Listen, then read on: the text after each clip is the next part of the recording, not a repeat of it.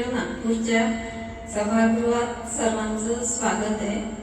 आज दिनांक 21 फेब्रुवारी 2025 श्री अरविंद यांच्या सहयोगी श्री मा यांची 146वी जयंती।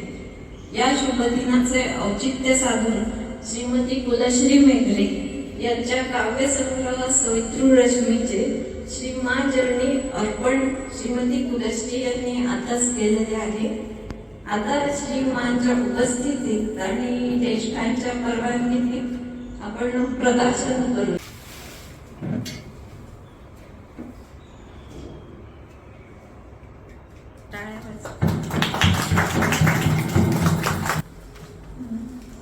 सवितृ रश्मी हा काव्यसंग्रह प्रकाशित झालेला आहे असे मी घोषित करते।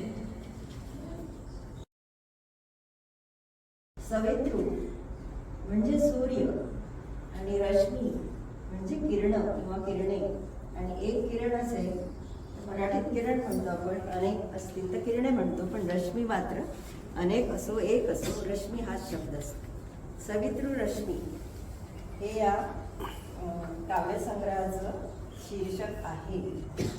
सूर्य हा डिवाइनचे भौतिकातील प्रतीक असतो किंवा होय असे श्री अरविंद सांगतात। किरणे म्हणजे प्रकाश, ह्या पुस्तकात कवितांच्या रूपांमधून विविध स्तरांवर प्रकाश टाकणारी किरणं पानांपानांमधून रसिक मनास स्पर्श करत जातात असे म्हणायला हरकत नाही। देवाशी नाते जोडणाऱ्या, निसर्गाशी हितगुज करणाऱ्या, तसेच भौतिक जीवनात होणाऱ्या विविध अनुभवांमधून उत्स्फूर्त वाटणाऱ्या सुंदर आणि योग्य शब्दांनी स्पंदित झालेल्या कवितांनी नटलेला हा काव्यसंग्रह मनास हृदयस्पर्शी आनंद देणारा नक्कीच आहे असे मला वाटते। व गझल असे स्वरूप या काव्यसंग्रहाचे आहे। श्री अरविंदांच्या महान श्रेष्ठतम सावित्री या महाकाव्यावर आधारित काही कविता आहेत। स्वतः ग्रंथावर तसेच नायिका सावित्री हिच्यावरही एक कविता श्री कुलश्री कवयित्री यांनी केलेली आहे, फार सुंदर आहे। त्यानंतर ज्या कविता आहेत त्यात जीवन, निसर्ग, आणखी इतरही वगैरे विषय आणि आशय दिसतो। त्यातील काही ओळी आपण झलक म्हणून पाहूयात। कवी मनास एका चिमुकल्या फुलाला स्पर्श करावा व आनंद द्यावा, मरगळ काढून टाकावी इतकं ते समर्थ कवयित्रीला वाटलेलं आहे। त्यातलं आपण एक शेवटचं कडवं पाहू।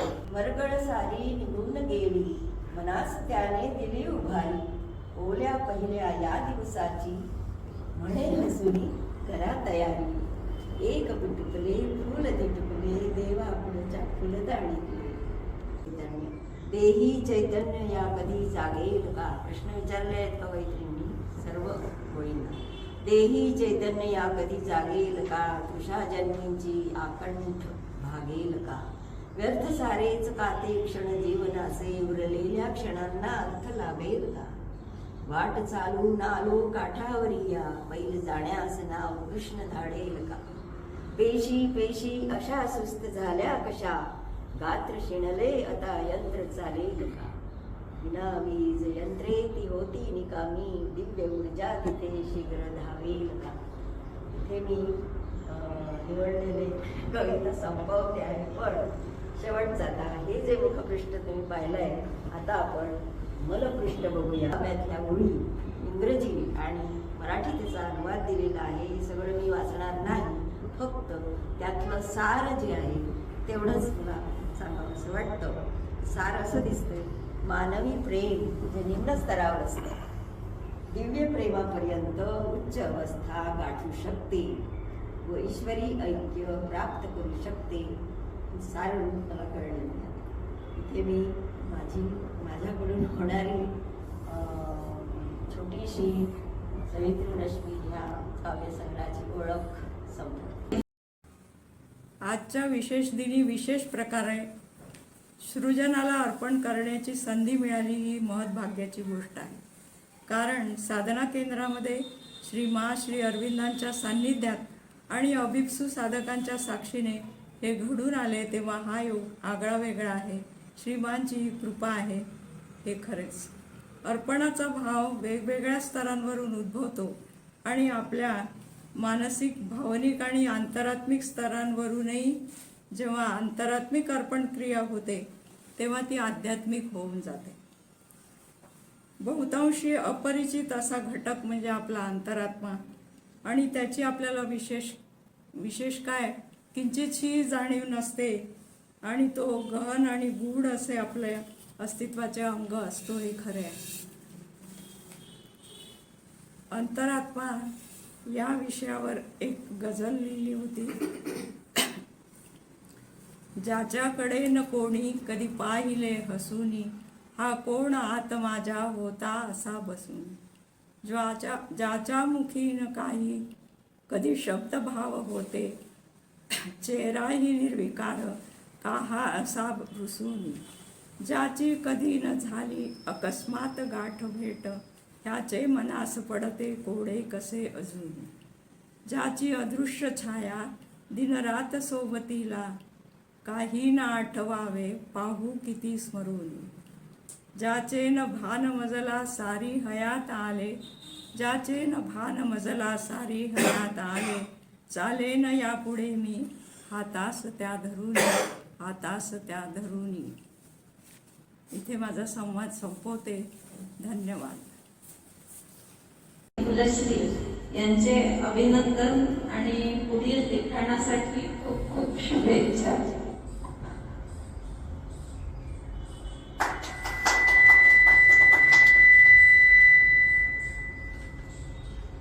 तर सर्वांनी जागृत जाणीवेने या अतिशय सुंदर काव्यसागरात मनसोक्त विहार करावा. आपल्या आप्तमित्रांनाही सांगावं ही विनंती. या पुस्तकाच्या प्रती आज तर इथे उपलब्ध आहेतच. ज्यांना ते ऑनलाईन मागवायचे असेल तर ॲमेझॉनवर ते लवकरच उपलब्ध होईल. तोपर्यंत तुम्ही ते इथे लिस्ट लावलेली आहे, त्या ठिकाणी दुकानातून मागवू शकता किंवा साहित्य प्रसार केंद्रात फोनवरून संपर्क करू शकता. अत्यंत सोबत साहित्य यांनी काही स्केचेस आम्हाला पुस्तकासाठी दिले, त्यांचेही आभार. आणि आता मला सांगण्यास अतिशय आनंद होतोय की यातल्या काही निवडक गेलेल्या कवितांना संगीतबद्ध करण्याचा उपक्रम नागपूरचे सुप्रसिद्ध संवादिनी वादक, शिक्षक व संगीतकार श्रीयुत श्रीकांत पिसे यांच्या सहकार्याने आम्ही हाती घेतला होता. त्यातल्या एका गीताचा ऑडिओ आपल्याला परवाच उपलब्ध झाला आहे. थोडे प्रोसेसिंग बाकी आहे, तरी आज आपण त्याची झलक म्हणून चिन्मयी देशपांडे या नवोदित गायिकेच्या सुमधुर आवाजातले गीत आता ऐकूया.